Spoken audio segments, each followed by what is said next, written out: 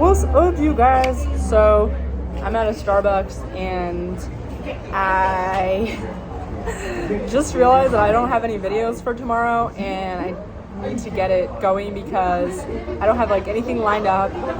I've been kind of blank for the past few days, and I think it's because of the place that we're staying at. We're temporary because we came back early. We're not staying at the place that we were gonna the whole time, like that we were gonna move into when we got to Bogota. So we were staying at like a smaller kind of place that doesn't really have a lot of options in terms of moving around, and like there's a deck upstairs, but the building owner was like saw us doing yoga and was like, oh, you can't do yoga here anymore. So it really feels a little cramped, and it's kind of making me not have a lot of inspiration to make videos. But so this video is kind of a little pushed, but I'm gonna go ahead and tell you guys one thing about post America. Is it real? And so I've been thinking about this a lot, and obviously I haven't been to like every single country in the world, but so far just based off of Colombia, what I would say. So the impression that I have before coming to Colombia or anywhere in South Latin America, like even Mexico, was always, you know, the Trump impression. Like, you know, not to throw Trump under the bus, but the whole idea of like everywhere outside of the US is a shithole. Mexico's a shithole, Colombia's a shithole, El Salvador's a shithole, like everywhere is a shithole. Everywhere in the world is a shithole. And while I think that, yes, a lot of the innovation is coming from Americans, I wouldn't necessarily go and say the rest of the world is a shithole, because Colombia, for example, it's probably one of the worst reputations on the internet. It doesn't even have a good reputation, but in one of the most notoriously unsafe places on the planet, it's still actually quite good and much better than what I expected, much better than what I see and hear in the media, much better than what people talk about, like, oh, it's unsafe in Colombia, you're gonna get drugged and robbed and killed. Like, it's not like that at all. And in fact, I feel in a lot of areas, I feel much safer than in areas in the US. And there's a lot of places in the US that, like in the big cities, that aren't even safe at all. Like for you to go outside, not even safe at all. And you hear gunshots all the time.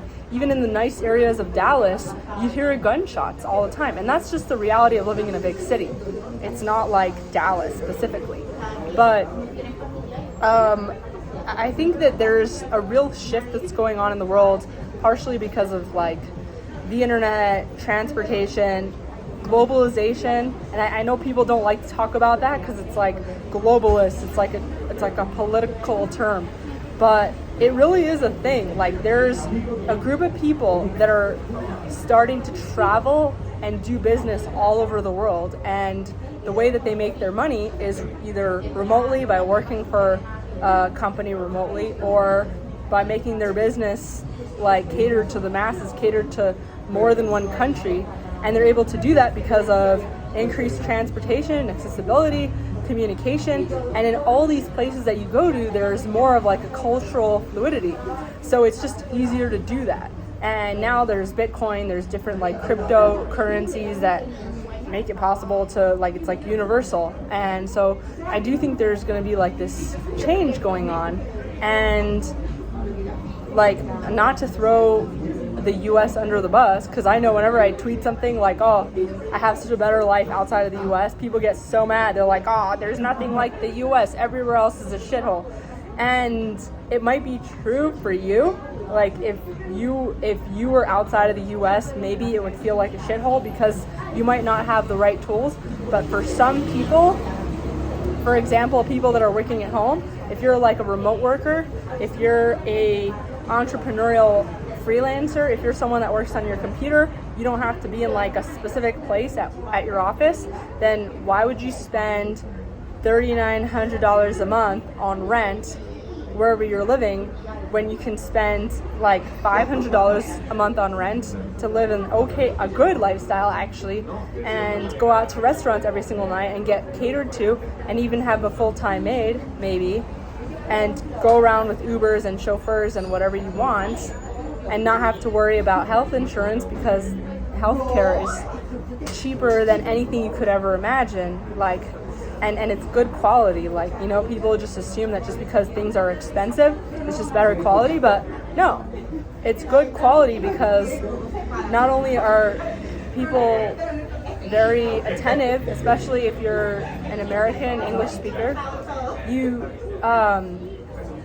have your doctor on speed dial, and I don't think a lot of people in the US get to have that experience just because doctors and healthcare providers in the US are so busy. So there's just so many things, and like, you know, when my friend asked me, so like, what do you know, now that you've spent a couple of months in Colombia, at this point it's been like, I think almost 4 months that we've been in South America, what do you miss about the US? And I'm thinking, well, I miss Amazon Prime. Amazon Prime, it gets, you know, you get to order something and it comes to your door like tomorrow.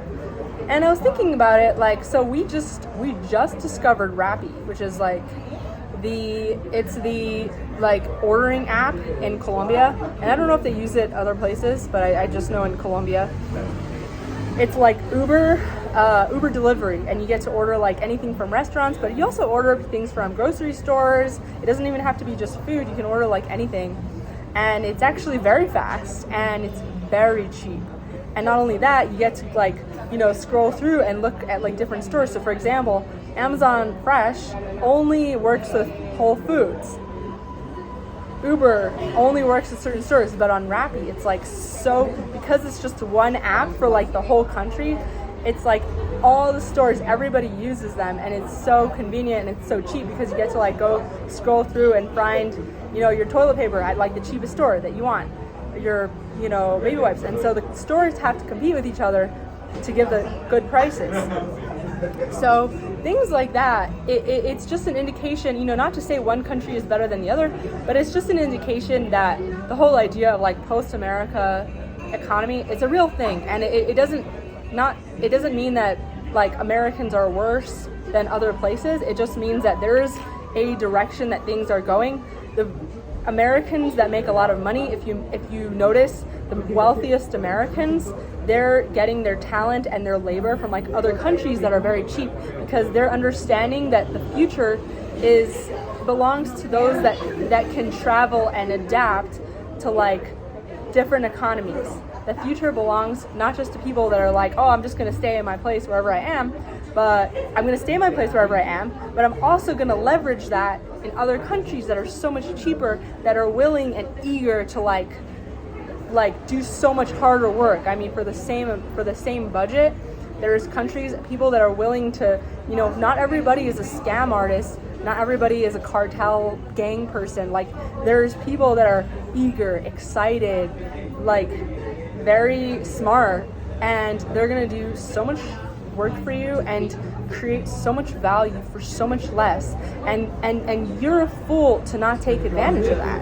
And so I think that's what post-America means to me. Like, it means not to dunk on America and not like America's gonna become a shithole, but more the people that win are gonna be the people that learn to adapt to this more accessible, more global sort of idea.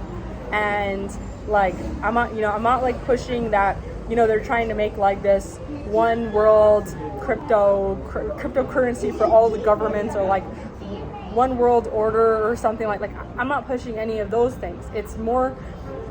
It's actually those people understand what I'm saying, and they're trying to dominate that, and they're trying to take advantage of that. So like that's basically where the future is. If you can dominate that as an individual, as a business, like I think that's where people are going to be like really successful. And it's exciting to watch how it all unfolds. Like, it's scary, it's exciting, and I don't know, I feel lucky that things were so stressful back in Dallas that I was motivated to do this, because honestly I wouldn't even have thought to do this, or I wouldn't even have be willing to go to Colombia, like cartel run Colombia, if I wasn't stressed out. The only reason I did this is because I was stressed out. It wasn't because I was so smart. But there were some people that knew this before me, and they were thinking of doing this before me. Like, not because they were stressed out, but because they knew it was a good idea. So anyway, I just feel lucky, but I would say if you're so stressed out that you're forced to move out of the country and like get some like exposure to other economies, you're lucky. So you shouldn't see that as a bad thing. Anyway, I'm gonna go and see you guys in the next video.